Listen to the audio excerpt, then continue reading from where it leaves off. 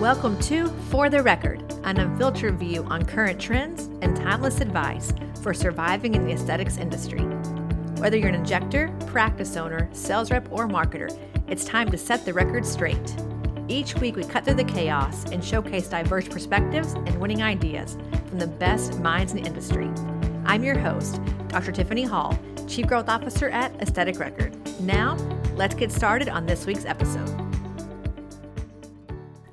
Hey guys, welcome back to Season 3, to another episode of For the Record.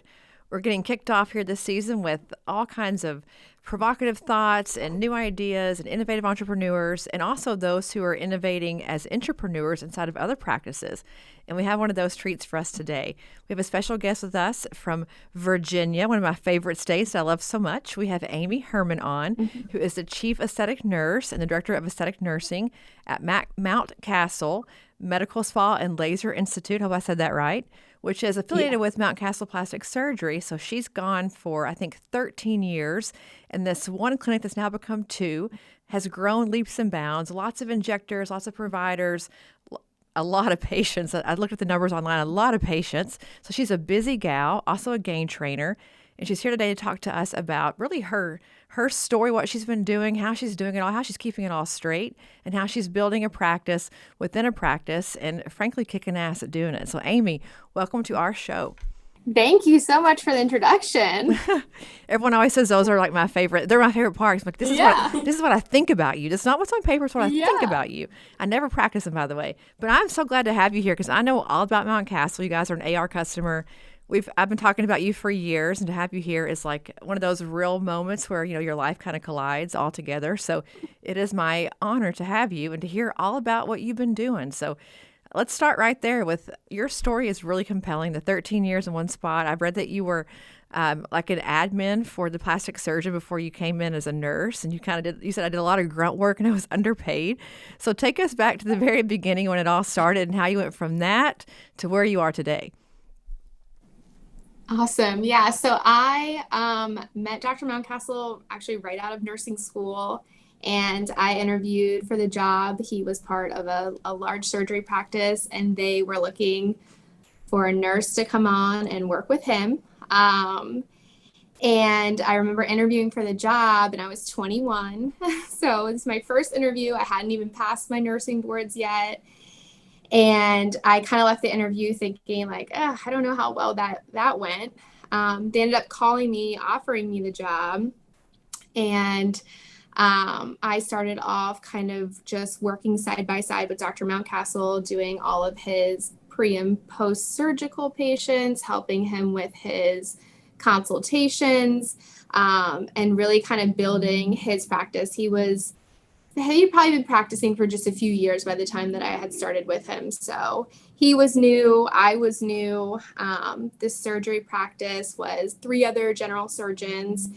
And eventually, after being there for about a year, he started getting really busy and decided to kind of break off into his own practice. And he took me with him.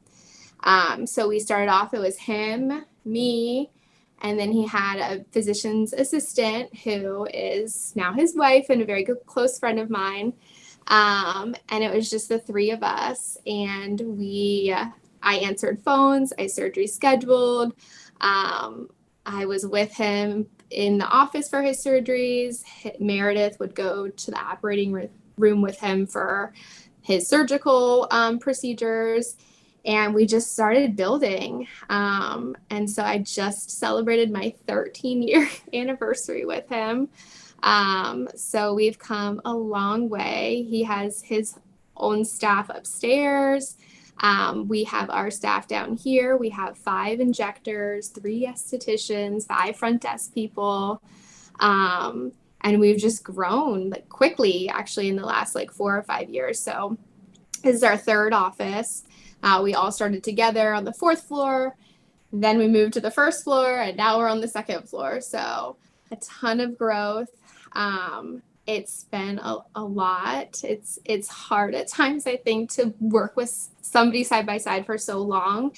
But I think between, Dr. Mountcastle and I, there's really a lot of mutual respect for each other. So he really does treat me as an equal. I've never felt like, I was just being treated like his nurse. I helped him build everything. I sat through all of the ups and downs and the hardships. And it's definitely difficult. And I think that I definitely am different from a lot of injectors, popular injectors, I would say, that are on their own, because I do stay with a practice and I work under a plastic surgeon.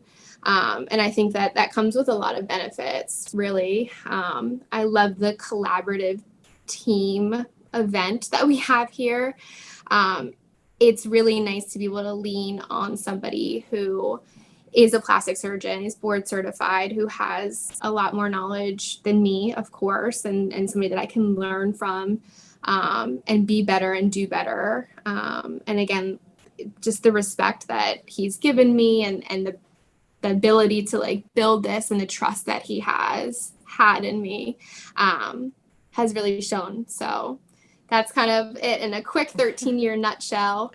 So yeah. I think it's impressive. I think you mentioned, working for someone for a long time. The tenure in our industry is not long, as you know. You're obviously employing people. You know that people don't stay very long. And it's such a phenomenon here that people come and they go. It's like ships in the night. But, I'm curious, in that 13 years, you're kind of an OG in aesthetics, right? Because we're like a baby industry. When did you start peeling off from helping him and saying, I'm going to take my own patient load, do injections, start, the non-surgical side of the business? Was that 4 or 5 years ago? Yeah, probably like closer to 6 or 7. I remember like being in with him doing his surgical procedures, and then those patients being like, oh, well, do you guys do injectables? Do you do Botox? And I was like, yeah, I guess I can do Botox. And so that's how it started. Is I just really started to build my practice as I saw all the pre and post surgical patients, or the consultations.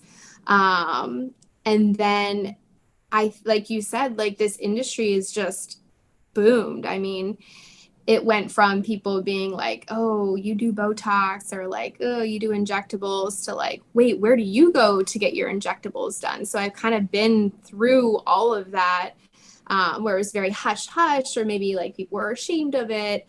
And now it's like my patients, and it's friend referrals, and people post it online that they're getting injectables. And it's just such a cool shift.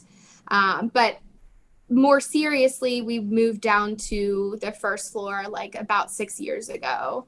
And that's when I really like broke off from being Dr. Mountcastle's nurse. So when I was building my patient base, I can't tell you how many times I still ran up 3 flights of stairs to help him with certain difficult patients. And then also just training the people that came behind me as his nurse, because we'd just been together for so long. Often he would just have a moment and be like, go get Amy right now. And I would drop everything I was doing and like run upstairs and help him, and kind of making my patients wait. But that's really how we built it. It was a lot of patients we already had, and it was just the popularity of the injectable just being more accepted, and people wanting to do it.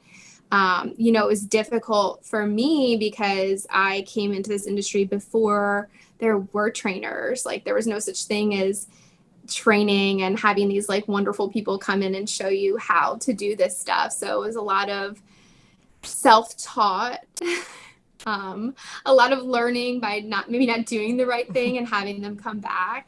I always joke with my patients that have been with me for like 10 years. I'm like, why do you still come to me? I was terrible. And they're all like, you were nice. You had potential. We liked you. We figured you'd get better. And so it really just was a lot of trial by error, and why I really love training my new injectors, and then also training with Gain too.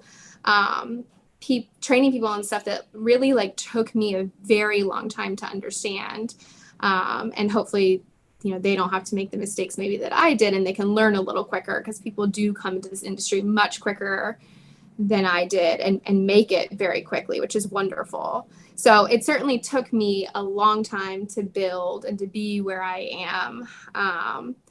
But yeah, it's been great, and the growth is awesome. So. Well, I think in 3 seasons, you're the first person to ever admit that it takes a long time. I mean that sincerely. I think Heather Ripien talked about it a lot, how she learned and how to make mistakes, but people underestimate or undervalue how long it takes to become a good injector. And I think it's interesting. I was listening to Erica Berry, and she's like, I look at pictures of my work 2 years ago and I'm cringing of like, oh my God, how could I have ever thought that was a good idea? But you don't know what you don't know until you figure out to your point, they come back, you make a mistake. But so interestingly, as I'm hearing you say this, I'm guessing that Dr. Mountcastle does not inject. He's not an injector? No. And he doesn't know anything about injecting. Well, I find not at all. And I'm wondering if, you staying there for 13 years, that's always a point that people bring up is if the surgeon's also an injector and the nurse becomes an injector, it's hard with the patient load. Who gets them? Who takes them?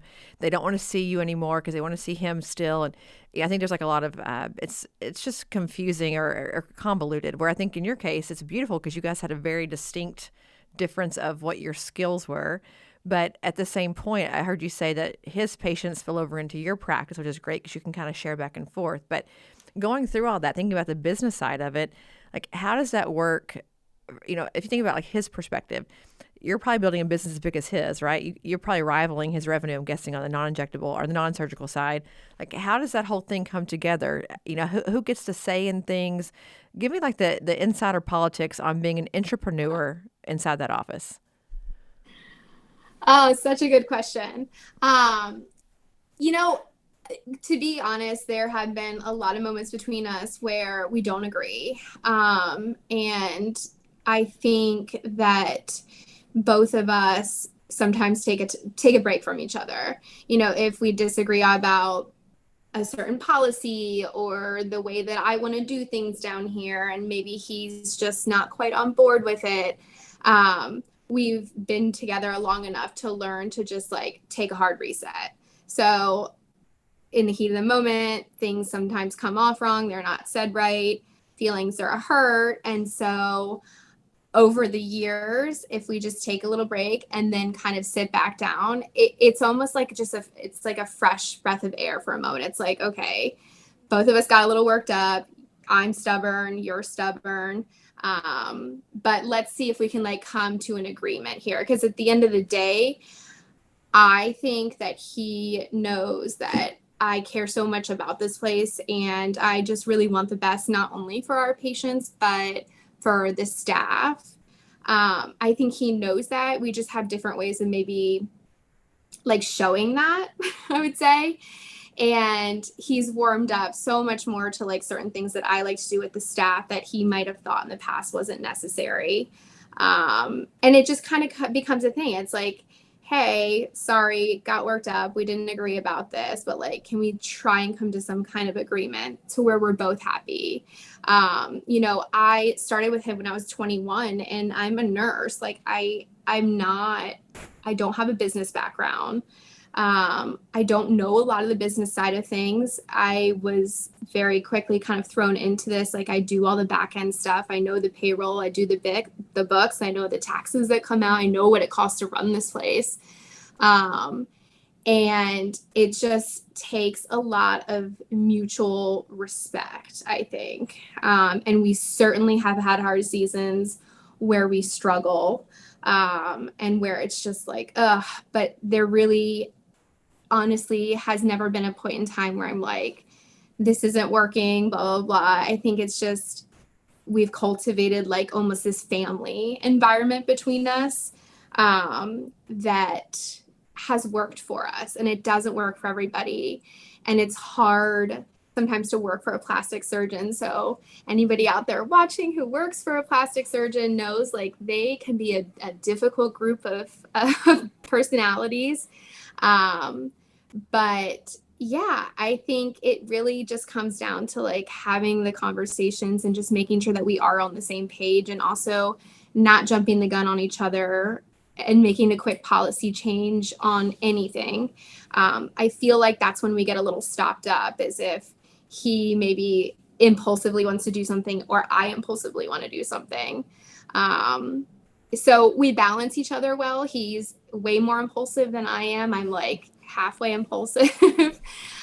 So I ground him. And then at certain times where if I want to take off with something, he will bring me back as well. So it's like a yin and yang thing. Again, I'm not going to sugarcoat it. There have definitely been difficult times between us, but just cultivating that like family environment is really what I strive for, not only like with my relationship with him, but like with everybody here.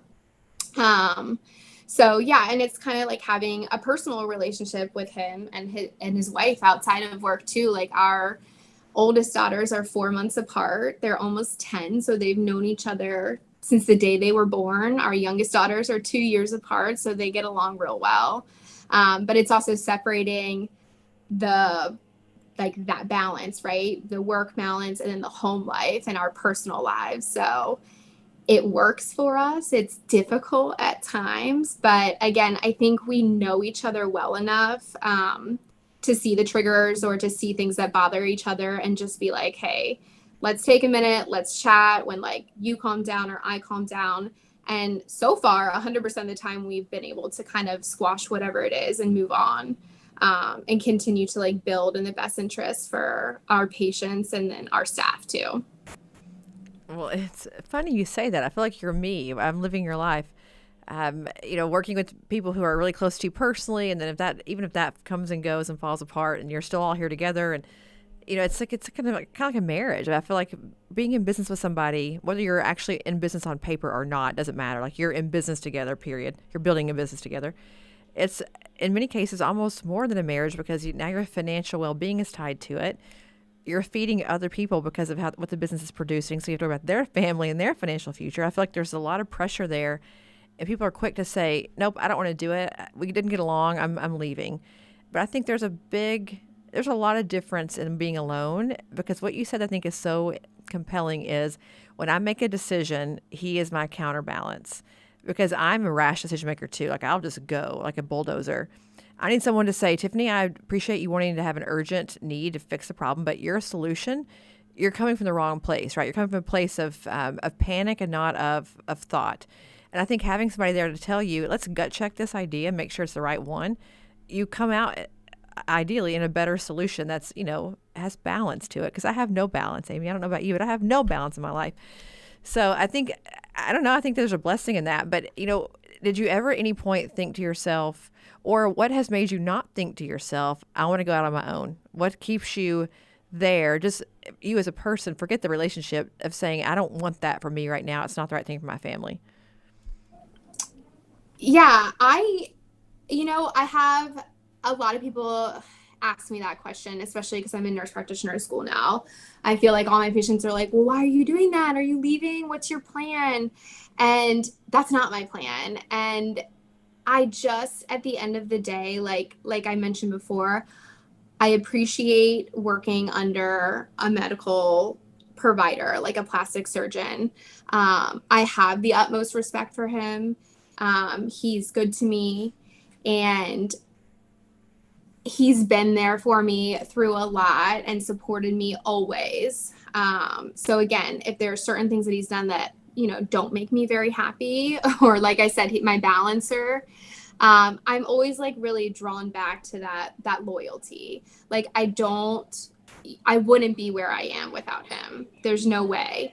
And yeah, I could totally go off and do this on my own and probably build it just as well. But I've invested so much of my time and my energy and my heart really like into this place. I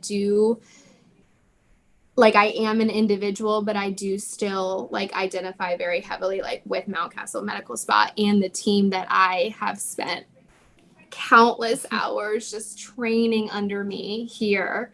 That I really just feel that sense of loyalty to him, and I wouldn't like take everybody, and I wouldn't do that. I'm happy at the end of the day. Like I come to work and I love what I do, and I love my providers, and I love my front desk. And like you said, if I am impulsive, he's way more impulsive than I am, but I think having that balance is really good. And I like I definitely hit road bumps with him for sure. But it's been so long at this point. I'm like, oh my gosh, I don't think anything will tear us apart. But we joke sometimes, like after if something comes up and we disagree or whatever, I'm like, we all need to sit down and see a marriage counselor, I guess. It's kind of the same Because it is, thing. Yeah.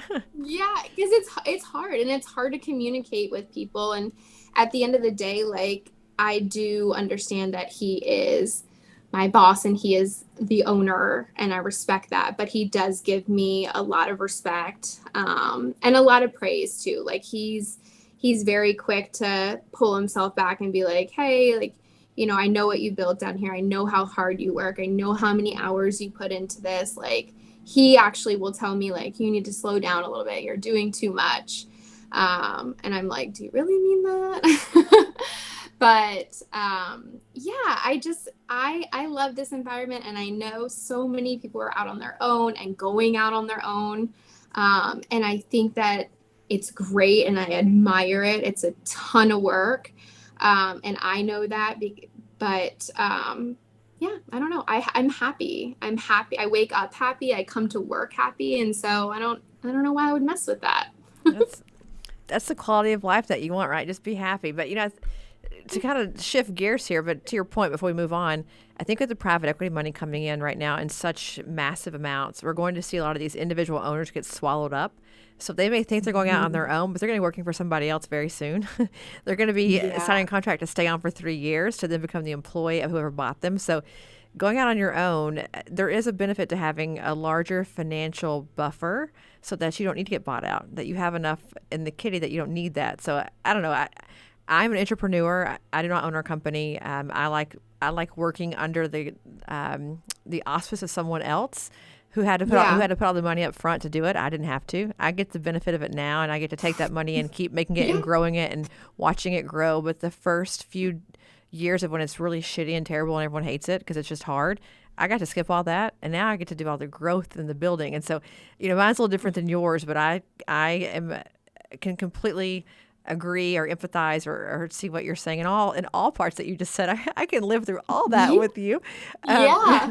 But thinking about what you're doing personally, and I was reading your Instagram. We do a lot of research before the podcast episodes, and you mentioned 8 providers, all the front desk. I think I read that you have like 150 people a day in your practice, like getting injected or getting treatments, lasers, whatever. Let's talk about that. First of all, how do you manage just the sheer amount of bodies and getting them to the right room on time, treated on time, happy? Because that's a very large operation. I mean, I'm sure you know that, but that's a very large operation in a single day. Yeah, it's wild actually.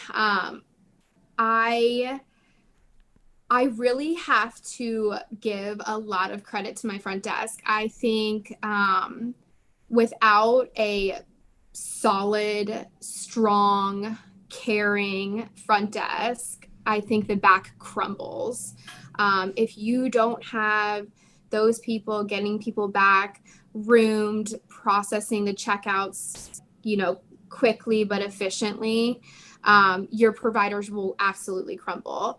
I tell my front desk on the day, I'm like, every day, I couldn't live without you guys. Thank you. I'm no one without you.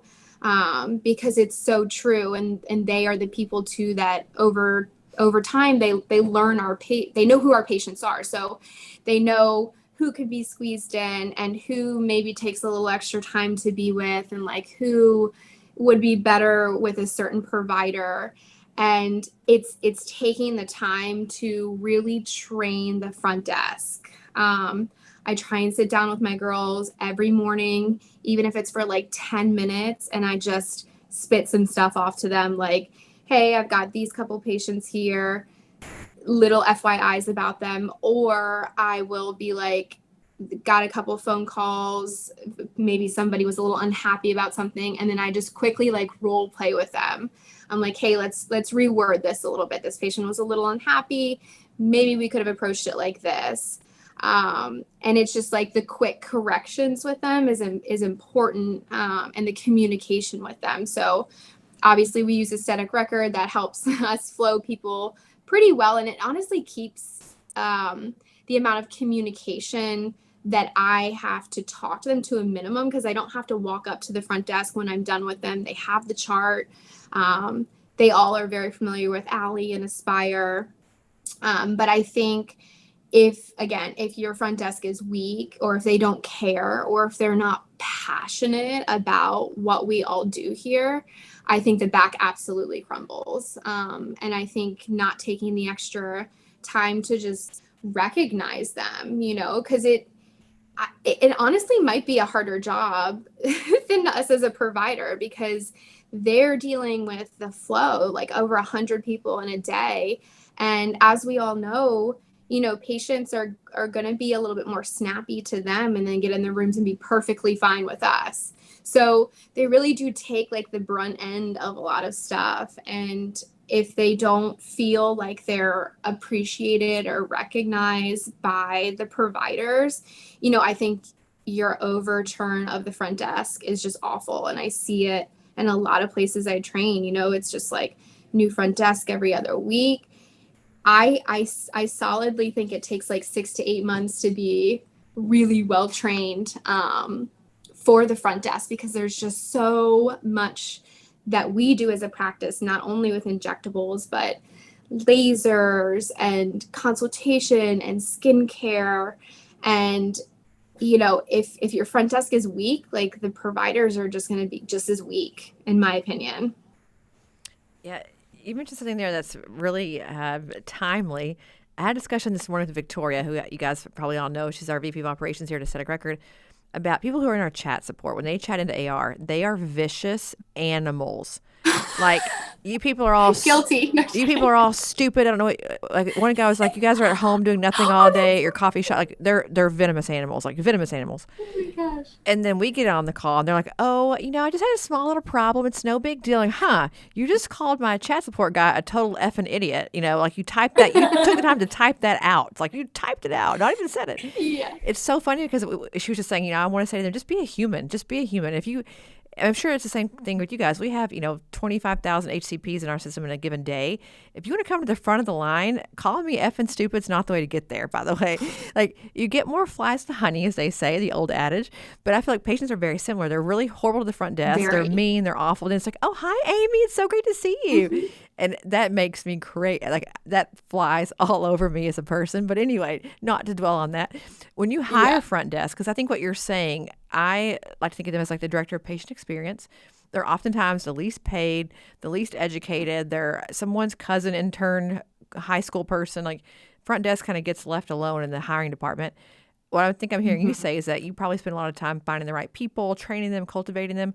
What is your process for recruiting them? And, like, what do you look for in a resume to say that person has what it takes to have a backbone and to survive here? Yeah.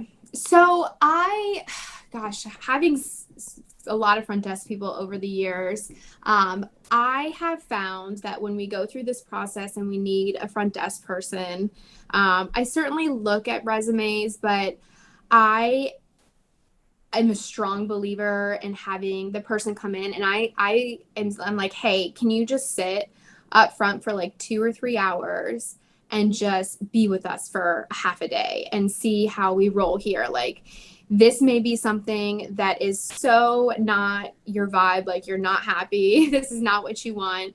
And on resume, on paper, sitting in my office talking, like, everything sounds great. And like, yeah, I would love to do that. But without actually being put in the mix, it's hard to see. So I throw them up there, whoever's like shadowing or training with one of my stronger front desk people, my main one.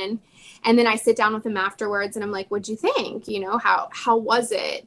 And I've had people be like, it's a lot more than I thought it was. I actually really appreciate the opportunity to do this before I give my 2 weeks and I quit somewhere else because this is not for me. And I'm like, great, like, me too, because that's a lot for me too. And then I've had people who are so excited and they blend really well with my other front desk girls and they talk to some of the providers. And it's just, you know, creating an environment with a lot of people and a lot of women specifically. Lots of personalities can be really difficult, and we all work so closely together that I think it is important that everybody mesh well to a certain degree. You can't have somebody that's a little pulled back or maybe not as passionate or not as hard of a worker. And so that working interview is what I have found over the years is so helpful with my front desk. And then, if I'm between a couple people, sometimes I'll have them come back in and I'm like, hey, can you come back in? And I pick like the craziest day ever where it's just the phones are ringing off the hook. I've got 6 or 7 providers there. There is no time to sit and relax. And I just throw them into it one more time just to see if I'm unsure. And for the most part, it has worked out really well for me. Over the years, I have lost maybe 3 front desk people that I can think of, and everybody left on like really great terms, like kind of moving on, going back to school, moving. Like I have never had an experience where I had to, never had to fire a front desk person, knock on wood yet. And so I don't anticipate that. But when I start to, I do say like, hey, if at any point you are unhappy and this is just not for you, or maybe you don't mesh well with the person that you're sitting beside for 8 or 9 hours a day, like just let me know. We can peacefully part ways. It doesn't have to be dramatic and weird. And I've yet to have that happen, but the process to actually find the person is lengthy. I mean, I think the last couple ones we hired around the same time. And I mean, it took us like 4 to 6 weeks to really narrow it down. So we struggled for a while. We were down 2 front desk people. Our providers stepped in when we could, and we did as much as we could to help. But I would never impulsively hire somebody that I just didn't get that like internal feeling about. I've helped him hire enough people upstairs too to just know within 2 minutes of talking to somebody if they were going to mesh with his personality or not. Like I immediately know. And that just comes with tons of time and experience with him. And then also just knowing what kind of personality it takes to be front desk at a med spa.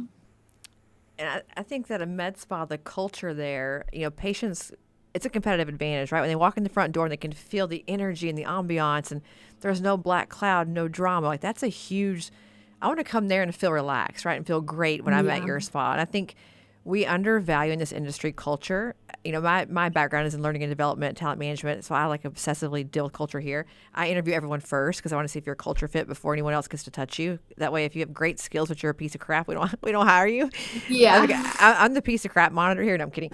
But I think it's so important because people, they get so excited about the Rolodex or, oh, she has all these patients. We hear this a lot, like the rock star injector, who's like a rock star, comes with all of her patient load, and then she's a cancer, but I can't afford to fire her because she's so great. I'm like, but is she? You have 15 employees who hate their life now because she's here. Is she worth more than those 15? So this is, I think, one of our industry phenomenons that we have got to figure out how to get through is like culture matters, because your customer, your patients, the clients, it matters to them too. They can feel that tension. But to that point on providers, by the way, 3 employees only at front desk have ever left. You should get a medal. You need to get an Olympic gold medal for that. That's crazy. But on the provider side, I still talk to all of them too. I still talk to them like actively. I'm like, hey, I miss you. How are you? So yeah, no, it's good. So you're a good boss is what I'm hearing you say. But on the provider side, I think I read an Instagram post that you had someone who was with you for 6 months, like in a shadowing kind of capacity, who just went full time. How does that process work? Because again, high stakes, busy practice. How do you get them in and train them to be as good as you are? And to your point, much faster than you were trained because you didn't have a training background to keep the brand going and the level of standard of care going there. Yeah. So this is newer for me. I would say in the last maybe couple years, I've really narrowed this down and perfected it as we've grown. I think that this industry is booming, and there's new injectors on every corner. Lots of practices are trying to get into this, and I get messages daily from new nurses trying to become injectors. So my thought was, I want to make sure that someone comes in and they really start at the bottom and then they work their way up. And the best way to learn is really to watch. And my goal with everybody coming behind me is that all my patients then feel comfortable with them, because I'm maxed out. I'm capped out on patients. I can't see any more people. And I don't want to overload myself and lower my quality of care because I can't set this boundary and I don't know when to say no. So I thought, okay, well, if I want my patients to trust these people, I have to trust them fully to like be able to hand these patients over. And especially some of these people have been with me for a decade, and so I wanted to bring people on, and I want them to follow me and listen to me and move like me and talk like me, so that my patients feel just as comfortable with them. And, rotating with me for 6 months, the majority of all of my patients have seen who's following me and who's coming up. And I talk them up when I'm in the room. I'm like, this is Nada, this is Christy. She hasn't left my side in literally 6 months. She pulls everything for me. She anticipates my next move. I don't even tell her what dosaging I'm going to do. I make her tell me. And then typically she's right. And so I think building that and making us all on the same page, when a patient calls and they can't get in to see me or even Meredith because she's just as busy, they're going to be a lot more likely to go with injectors that have spent countless months just watching and training, and us talking them up and promoting them on social media and our emails, and in the room with people. Like, I tell them, I'm like, hey, if you can't get in to see me, like, please see Christy, or please see Nada or Ashley, or if Meredith's available, like, you're in good hands. I let them inject me. I would never let somebody inject me that I wouldn't let inject you. So the 6-month training period also really allows me to get to know them very well. I mean, they know everything about my kids and my family and my school and my extracurriculars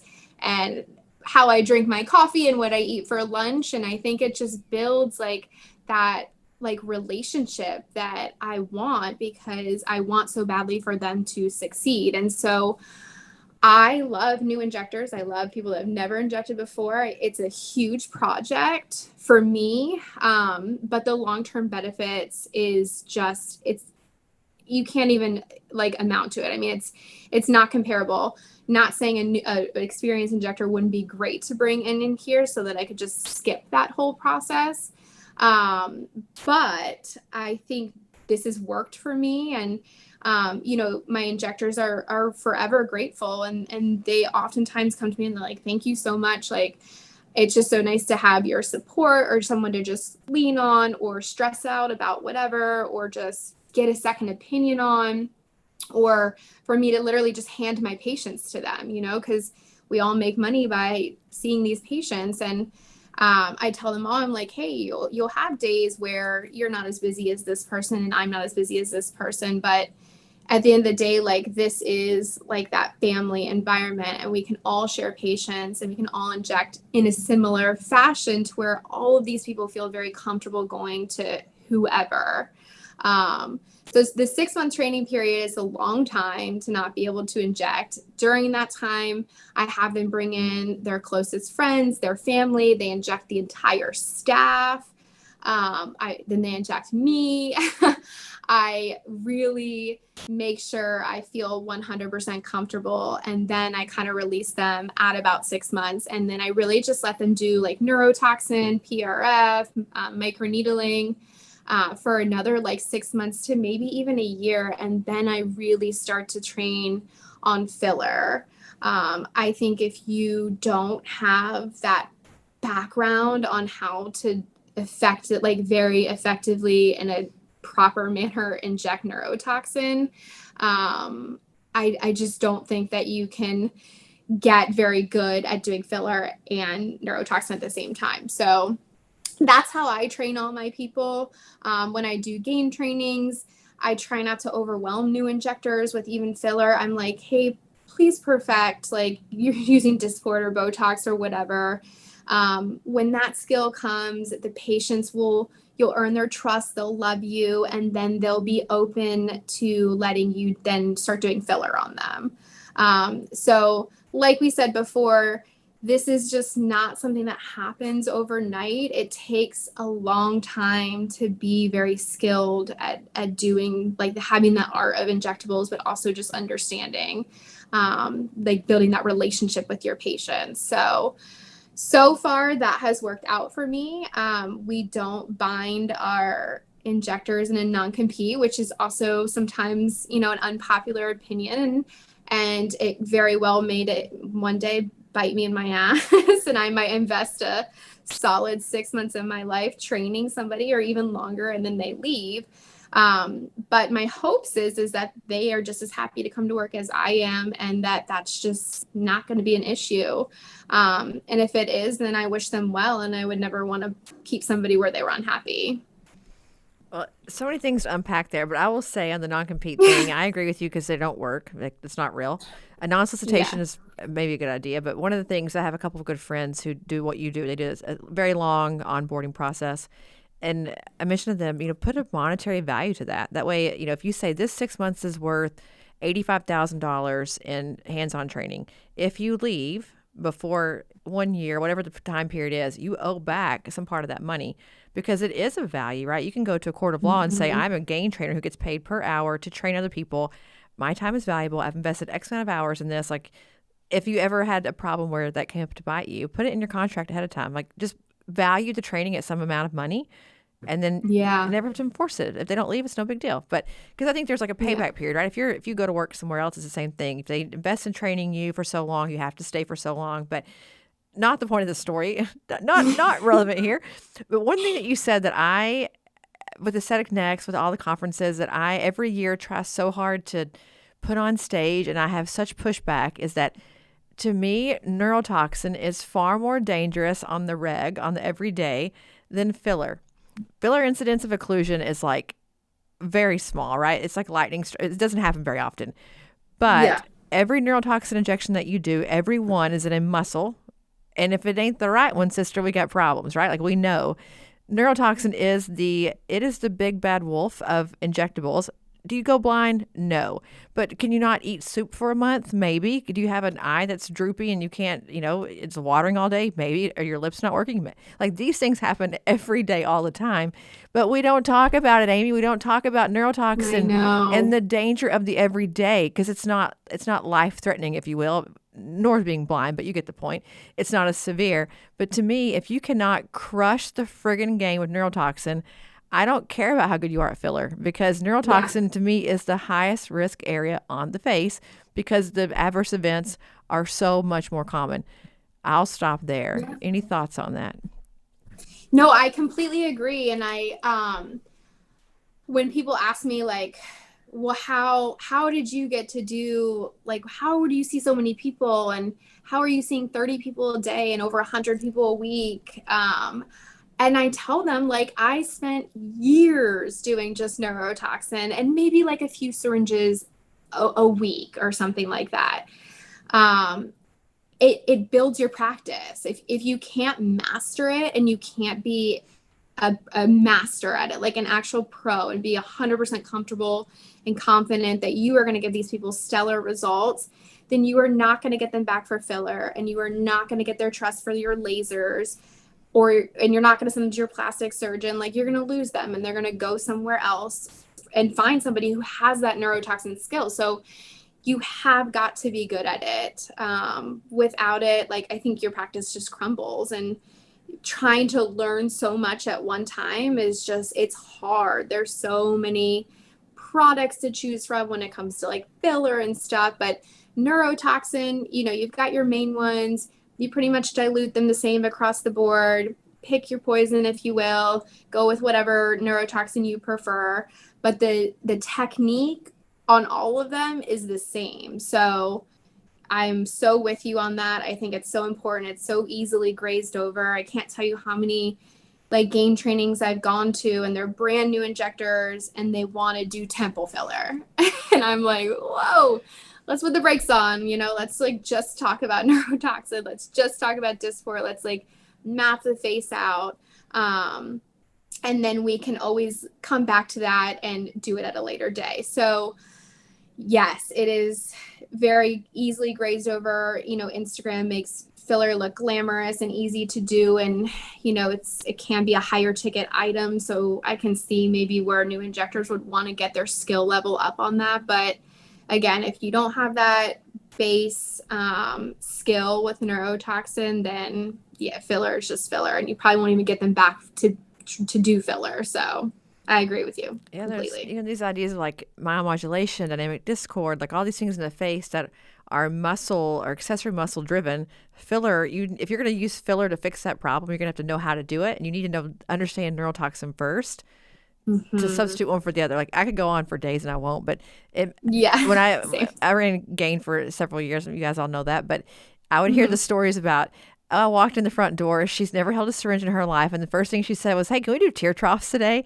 And I would just cringe of like, who set that expectation with her on Instagram that was the thing you do first? Like, why don't we try to figure out the 11s? Like, let's go to somewhere that we can maybe master, and that will grow your practice. You can't grow a practice on tear troughs. You grow a practice on toxin. Like in the beginning, that's how you start. You don't start on these areas that no one's going to trust you on because you're brand new anyway, and where the adverse events are so severe if you have a problem that it is, it shuts your practice down. If you're brand new and have blindness, you're done. Like, hang it up, sister, it's not happening for you. But you're done. Anywho, but yes, I agree with you. It's so funny to hear people when they like, I want to do temples today. Like, have you ever done lifts? Nope, never done it. Scared of it. Well, I know, always. My heart drops. I'm like, oh, let's do some dysport first. Yeah. Well, let's just start there. As we kind of wrap up, let's talk a bit about that. You're obviously have talked about how incredibly busy your practice is, what you're doing, what you're building, and now you're taking time away to go be a gain trainer, which I know is, first of all, a lot of fun, very rewarding, especially if you like to train, but also it's just time out of the practice. And the money there is not the same as injecting patients. What was your decision behind that, and how are you fitting that in now? Because I think lots of folks who listen to our show are in the same place you're in. They have a busy practice. They want to be an influencer in the sense of like an educator, but it's like, I can't do it. I'll lose money and I'll lose time. How did you make it all work? Yeah, I think that's also a big part too of why I love being a part of a practice, because I have the support of Dr. Mountcastle to kind of go off and do training with Gain, which I could sit here and bring in 3 times as much in the amount of training that I do. So it is so rewarding though to get out and meet people. I truly, every practice I've walked into has been so grateful and so receptive and so eager to learn, that it makes me so happy. Like it fills my cup. It gets me out of the office of just day by day, every 15 minutes for 10 hours straight, just injecting and kind of, keeping it all together for my patients. Like, you can't come in to this job with a bad day, and that's hard sometimes, like you have to be on 24/7, and it's not that you don't have to be on when I'm game training, but I sometimes almost feel like I'm walking into a group of friends, and it's like a collaborative event, and I've learned stuff from certain injectors and other brand new injectors. I'm kind of just like encouraging enough to like, hey, I was you, like we've all been you, and it's scary and it's intimidating, but what you're seeing online and Instagram is like, it is not real life. Of course, there's fabulous Instagram injectors who have made it and have extremely successful practices, and that's so cool, but that's not the majority of us. And so I think just even people hearing like little things like that goes a long way, because it's discouraging when you've seen this stuff online and you're like, I can do that. And then you start doing it and you're like, holy shit, this is hard. Like, this is hard work. Like, I don't, what muscle is here and what's going to happen if I do this? And oh my, I'm not sleeping at night because I don't know if I messed that up. And a lot of things start running through your head. And then you've got the whole side of just patient care. I mean, we're not in the hospital. These patients are choosing to come see us. These are elective aesthetic procedures. People can be difficult sometimes, and people can be there for injectables not for the right reasons. And learning who to inject and who not to inject took me years to understand and master, and just when to say no, and kind of when to just start to recognize some of those red flags. So I love sharing that with people that would have no idea until they fell upon a patient that was just a red flag from the beginning. So when I start my GAIN trainings, like we go through a full consult, but not even just a consult like about their face, because I think just as important is sitting down and talking to your patient, building that relationship. That first time you talk to them, you are setting the stage for life with them. I mean, for your whole relationship. It's like dating, you know, you're setting the stage and you're making sure that you guys are a comparable match and that you're the right injector for them. And I spent so many years not doing that and just filling nasolabial folds and just putting one syringe in the cheeks and then sending them on their way because I just didn't know better. And maybe I didn't have like the confidence and the background that I do now. And so getting out there and training with GAIN has been so awesome. And I love doing it. I've probably taken on like a little more than I can handle. And I am trying to be better about setting boundaries and saying no, but I love working with all of my territory reps right here. They're amazing people. They're so kind. They're so grateful. And like I said, all the accounts I train are incredible. It's just balancing this with training at a minimum. I've trained once a week, but usually it's like 1 to 3. So some days I'll do a double training. And then at night I sit down and I do schoolwork. So I spend 2 hours after I put my kids to bed writing papers and submitting stuff.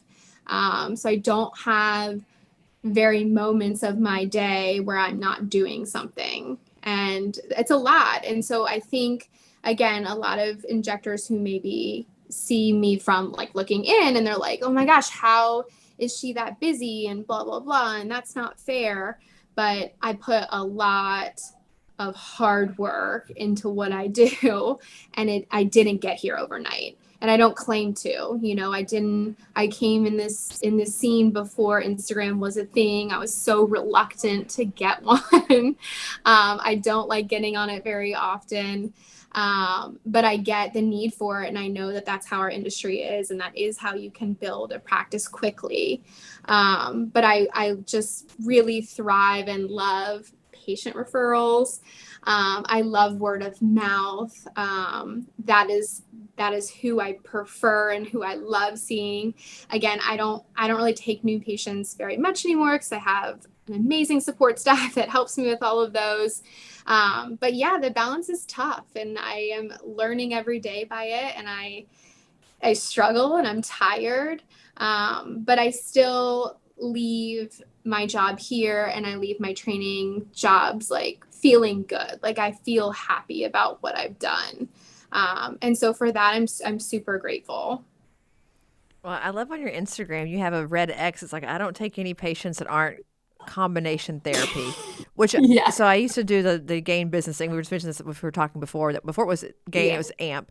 And I would talk about that. Like when you go to the hairstylist, she says, I have time for a cut and color. You don't just get the cut. It's a cut and color. The massage person says, I have a 60-minute opening, not a 30, a 60-minute. So if you want this, you're going to pay for 60. Like we force people in other parts of our lives to comply with whatever we have available, and we don't say a word about it. But when it comes to injectables, like, oh, no, I'm toxin only. I don't need all that. Well, tough shit. Come next week. Come in 6 months when I have an opening. Like I loved it. I was like, you go, Amy. You tell them if it's not everything, we're not doing it because it's not worth your time. It's not worth your time. Yeah, that was hard. That was hard for me. I think, and I tell injectors this too. Like knowing your worth is important in this industry, and a lot goes into like our training. There's a lot of money that's involved, and just not like devaluing yourself. And so that also took me a long time, to not want to like squeeze everybody in and do this and do that to just accommodate everybody. And now I'm just like, you know what?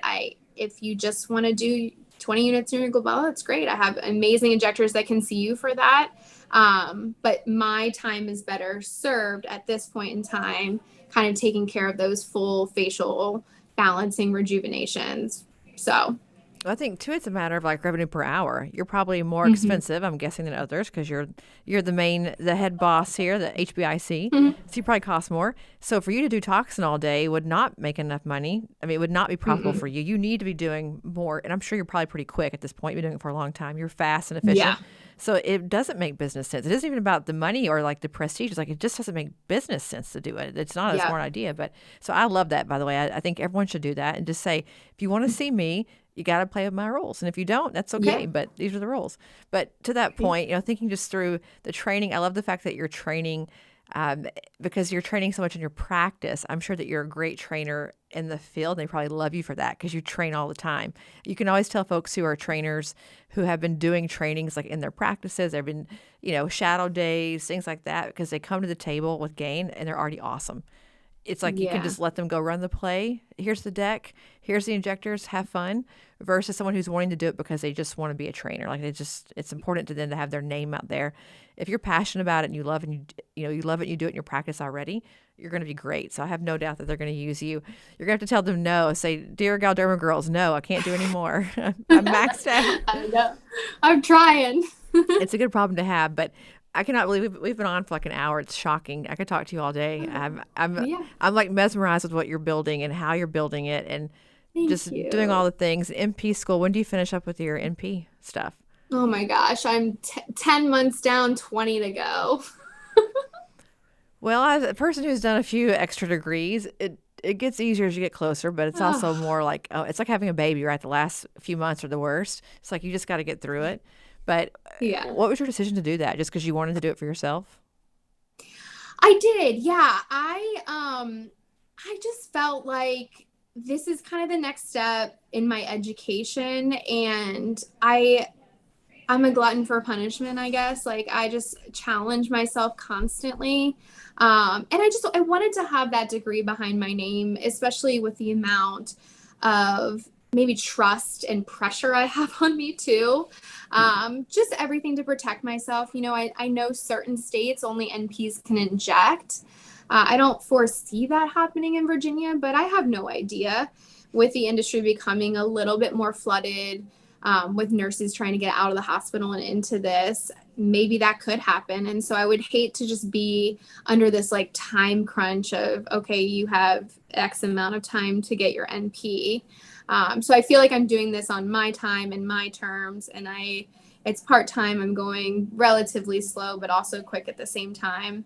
I have 2 kids, they're 5 and 9. So by no means do they not need me, but they sleep at night, they can grab themselves a snack. Like I'm just kind of at that point where I'm like, okay, I have a couple years before maybe they get busier with activities and this and that, where I can just knock this out and then never have to think about it again.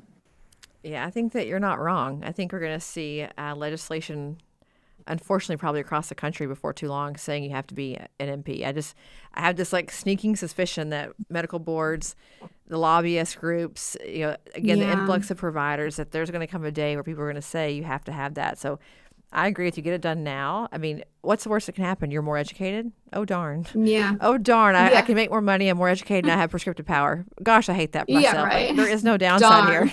No downside here. Just do it. And join the rest of us who were gluttons for punishment and did it as well. Like, come to the dark side with us. But for the record, you have been a fantastic guest. Thank you. Season 3 is better because you're in it, and I look forward to hearing all the things that you're doing. Give us like what's coming up next for you. Can we find you somewhere training? Are you on any podiums? Are you just crushing it and living life at your practice? What's next? Oh, yeah. No, I'm just living life at my practice. I'm at gosh, I think I have like 8 more gain trainings until November 30th, and then all my reps are out of budget. So I'm taking December off of training, and I'm just going to focus kind of on my newer injectors here and just get them up to speed on filler. So nothing big, just working on school too. So getting through all of that.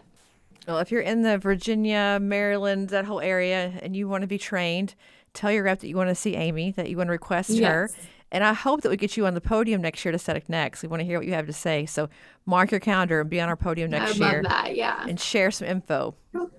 Well, thank you. Thank you for coming on today. And for those of you listening and watching, make sure to download all of our episodes, subscribe, follow, like all the things, and we'll be back with another one next week. So, Amy, we will talk to you soon. Thank you so much. Thank you, Tiffany. Bye. Thanks for listening to another episode of For the Record. This podcast is not intended to provide legal or medical advice. It's for entertainment, education, and information purposes only. For more information on this week's guest or to get started with Aesthetic Record, email us at info@aestheticrecord.com. Be sure to tune in next week for more fresh perspectives on disrupting the status quo and surviving in the aesthetics industry.